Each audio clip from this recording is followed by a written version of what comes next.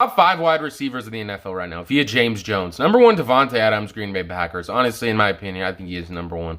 Cooper Kupp had an overall better season, but I think that Devontae Adams is still the number 1 receiver. Number 2, you have DeAndre Hopkins for the Arizona Cardinals. In my opinion, I think Cooper Kupp is probably number 2.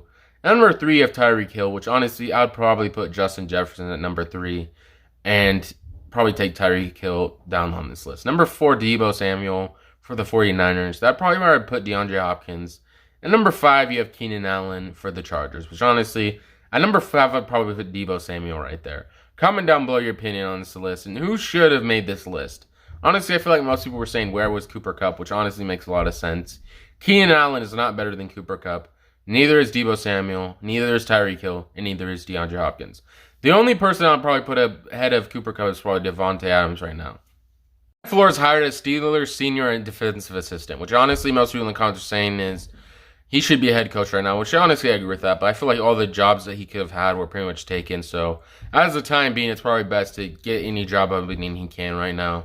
I think he'll probably win his lawsuit as well, and honestly this is a good move by the Steelers and a great pickup for them on the defensive side of the ball. Comment down below your opinion on this, and what do you think about this? Quarterbacks who get moved this offseason, which the Broncos probably have a good chance. After trading Von Miller to the Rams, they have a couple of picks. And honestly, I think they could maybe find a way to get Aaron Rodgers. Here's what he has to say, Dan.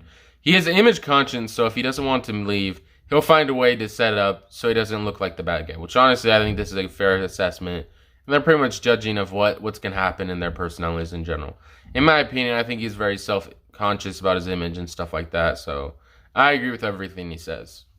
Jimmy Garoppolo, the teams that I keep thinking of for Garoppolo are Carolina and Washington, both teams that have a desperate need for a quarterback situation, but for various reasons might not be able to land one of the big guys, Dan Grazzino, which honestly, in my opinion, I think Jimmy Garoppolo is not going to be the starter for the 49ers. And the Commanders in Carolina are probably going to be the best options for him to go somewhere, but I think he has a trade clause where he has to accept the place, so who knows if he's accepted or not. But Trey Lance is going to be the starter next season. Grazzino, Carson Wentz. The Colts are really upset with the way the 2021 season ended and with Wentz's role in their late season flameout.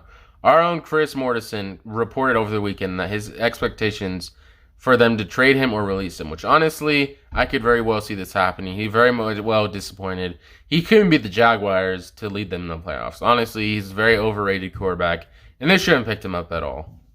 Henderson, Russell Wilson, the Seahawks would have to get a good enough offer. 3 first-round picks might be the starting point. That gives them a clear path to find their next franchise quarterback.